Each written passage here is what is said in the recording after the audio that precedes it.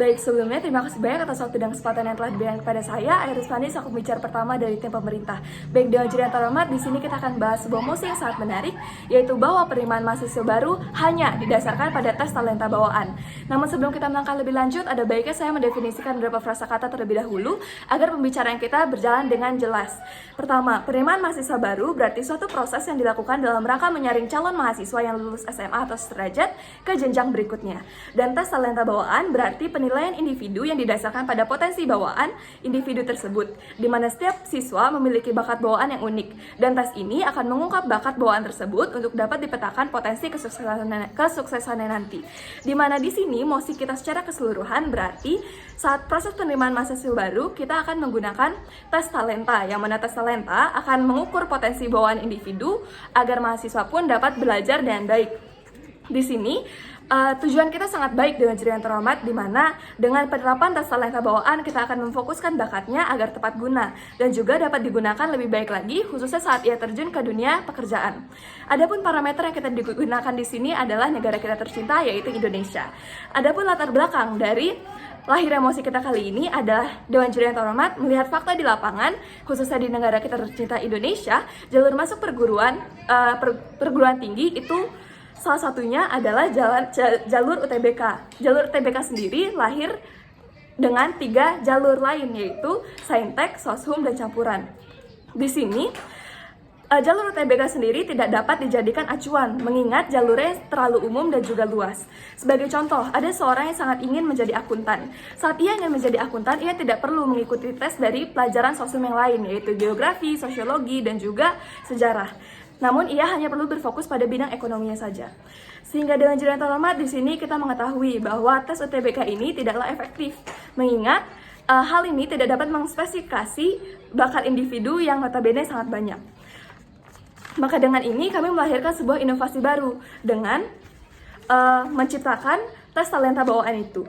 Adapun urgensi dari lahir mosi kita hari ini adalah tes talenta bawaan dapat menghindari calon mahasiswa dari salah jurusan, serta dengan adanya tes talenta bawaan ini mereka dapat mengembangkan minat bakat secara optimal.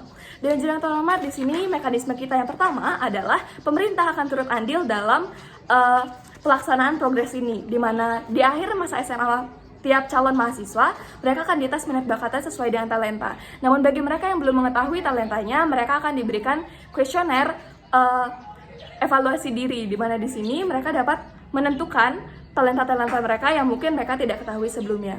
Sebagai contoh, mereka memiliki talenta melukis. Di sini mereka akan membuat portofolio selama mereka masa SMA, dan ini dapat membantu mereka nantinya untuk menemukan potensi yang ada dalam diri mereka. Setelah tes, tentu hasil tesnya akan dikumpulkan kepada pemerintah, dan pemerintah akan memberikan referensi, di mana pemberian referensi ini bertujuan untuk memberikan siswa pertimbangan, sehingga siswa pun memiliki hak untuk menentukan universitas yang ia inginkan. Mekanisme yang kedua, di universitas mereka akan dihadapkan oleh 3 jalur tes talenta bawaan, yang mana dengan persentase penerimaan dan juga tingkat kesulitan yang berbeda. Di jalur yang pertama, penerimaan sejumlah 40% dengan tingkat kesulitan sangat tinggi. Jalur yang kedua, penerimaan 30% dengan tingkat kesulitan yang tinggi, dan di jalur yang ketiga, di mana penerimaannya 30% dengan tingkat kesulitan yang standar. Semua calon mahasiswa diwajibkan mengikuti jalur yang pertama, namun jika ia gagal, ia wajib mengikuti jalur yang kedua dan seterusnya. Alasan mekanisme ini lahir dengan juri yang terhormat, dengan adanya tes ini akan memastikan calon mahasiswa yang disaring memiliki peluang yang lebih untuk menentukan pilihan perguruan tinggi mereka yang mereka inginkan, sesuai dengan talenta bawaan mereka. Sebagai contoh, jika mereka tidak lulus jalur pertama di suatu universitas, mereka berhak mengikuti jalur yang kedua, entah itu di universitas yang sama ataupun di universitas yang berbeda. Adapun 2 argumen yang akan saya bawakan pada hari ini adalah tes talenta bawaan adalah pintu gerbang penentuan jurusan calon mahasiswa. Berdasarkan hasil penelitian Indonesia Career Center Network atau ICCN tahun 2017 menunjukkan sebanyak 87% mahasiswa di Indonesia mengaku jurusan yang diambil tidak sesuai dengan minatnya. Hal ini disebabkan karena minat bakat mereka belum terpetakan dengan baik dengan juri yang terhormat.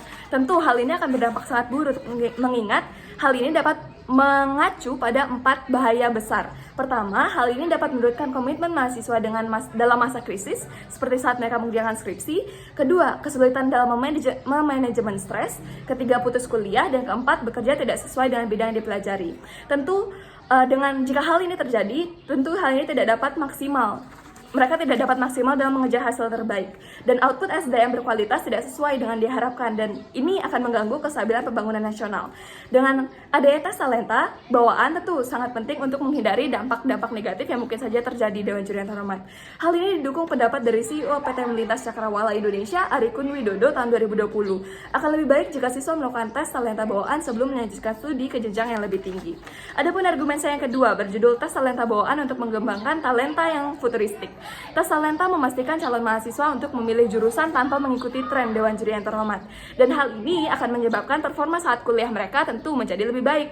Di mana jika hal ini terjadi, mereka dapat mereka, khususnya calon mahasiswa, dapat lebih cepat berkontribusi dalam masyarakat. Mereka dapat bekerja pada bidangnya dan mampu memajukan bidang tersebut. Hal ini dampak jangka panjangnya tentu akan memajukan pembangunan nasional. Dan inilah yang kami sebut dengan talenta futuristik. Di sini kami akan memberikan komparasi implikasi di masa depan, di mana di sisi pemerintah tentu sudah pasti pengembangan talenta tiap calon mahasiswa akan lebih terarah, mengingat talenta atau bakat bawaannya dapat dikembangkan dengan baik selama ia mengikuti masa pendidikan di universitas atau bahkan setelah ia bekerja nanti. Dan tentu hal ini dapat memacu semangat tiap mahasiswa dalam ikut tes masuk universitas, mengingat apa yang dari awal menjadi minat mereka akan menjadi bahan tes mereka saat mereka masuk kuliah nanti. Namun di sisi oposisi, Dewan Juri yang terhormat, tes UTBK merupakan tes yang terlalu umum, mengingat orang dengan talenta bawaan belum tentu dapat mengerti apa yang diharapkan. Lalu yang kedua, dapat menimbulkan salah jurusan yang akan berdampak atau berpengaruh buruk pada bidang pekerjaannya nanti. Dewan Juri yang terhormat, seperti apa yang saya katakan sebelumnya, di mana nanti calon mahasiswa dapat bekerja namun tidak sesuai dengan jurusan yang mereka enyam. Lalu yang ketiga, tentu ini akan menurunkan semangat calon mahasiswa sendiri mengikuti tes, mengingat materi di tes tidak sesuai dengan minat dan bakat mereka. Dan ini dapat menyebabkan mereka menjadi pribadi yang pesimis. Lalu untuk komparasi yang keempat, output SDM, sumber daya manusia yang dihasilkan dari jika hal ini tidak diterapkan tentu tidak dapat berkualitas dan tidak sesuai dengan yang diharapkan. Dan itu Dewan Juri yang terhormat, terima kasih.